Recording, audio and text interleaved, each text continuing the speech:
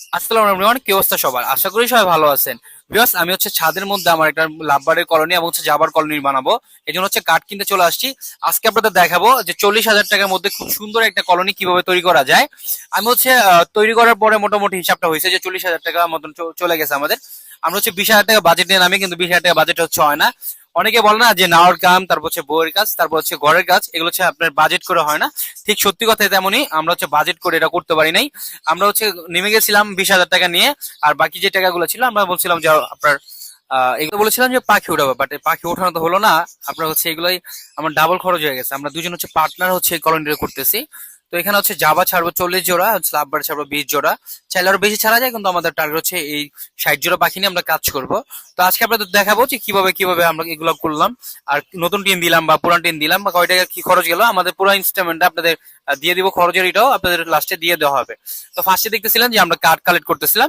তো কাঠ কালেক্ট করার জন্য চলে গেছিলাম আমাদের এলাকার মধ্যে, যে সুন্দর একটা কাঠের মেল আছে, খুব বড় সাইজের।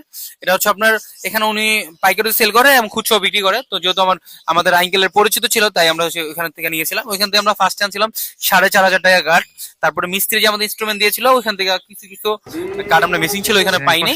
তারপরের দিন আমরা আবার কাঠ আনতে যাই হচ্ছে শিউ মার্কেট থেকে আমরা কাঠ আনি হচ্ছে প্রায় 3700 টাকার কাটানি। এখান থেকে 3700 টাকার কাটানোর পরে আমরা হচ্ছে দেখতেছেন যে ঘরের কাজটা ওনারা শুরু করে দেয়। তো আমাদের হচ্ছে 2 দিনের মতো লাগছে, পুরোপুরি 2 দিন লাগছে আমাদের এই ঘরের কাজটা শেষ করতে করতে। তো এখানে দেখতেছেন যে ফ্রেম করা হচ্ছে, সুন্দর করে ফ্রেম করা হচ্ছে। ফার্স্ট হচ্ছে আমাদের দরজাটা করা হয়, কারণ হচ্ছে আমরা যে পুরোপুরি আমাদের ইনস্ট্রুমেন্টটা দিয়েছিল আমরা কাঠটা পুরোপুরি আনি নাই, যার কারণে হচ্ছে আমাদের ফার্স্টে উনি দরজার কাজ ধরে। দরজার কাজ শেষ করার পরে উনি শুরু করে হচ্ছে ফ্রেমটা করা। উনি ফ্রেম করা শেষ করে শুরু করে হচ্ছে আপনার যে আদার্স যে সাইড গুলো মারা লাগে বা টিনের জন্য, আমাদের টিনের জন্য বলছিল। আমরা টিন আনতে গেছিলাম পুলিশ লাইন, আমাদের এখানে পুলিশ লাইন নারায়ণগঞ্জে। অনেকে চিনেন যে নারায়ণগঞ্জে পুলিশ লাইন হচ্ছে বিখ্যাত টিনের জন্য। তো আমরা হচ্ছে এখানে গেছিলাম মূলত নতুন টিন কেনার জন্য। পরে যে এখানে দেখি যে মোটা টিন পাওয়া, একজন একজন বিক্রি করতেছে পুরাতন মোটা টিন। মোটামুটি আমাদের 10,000 টাকা, 10,900 টাকা টিন, এবং হচ্ছে টিনের নিচে যে গরম লাগে যে ককশিটটা দেয় আর কি, ওইটা মিলে আমাদের 10,900 টাকা খরচ হয় টিন বাবদ।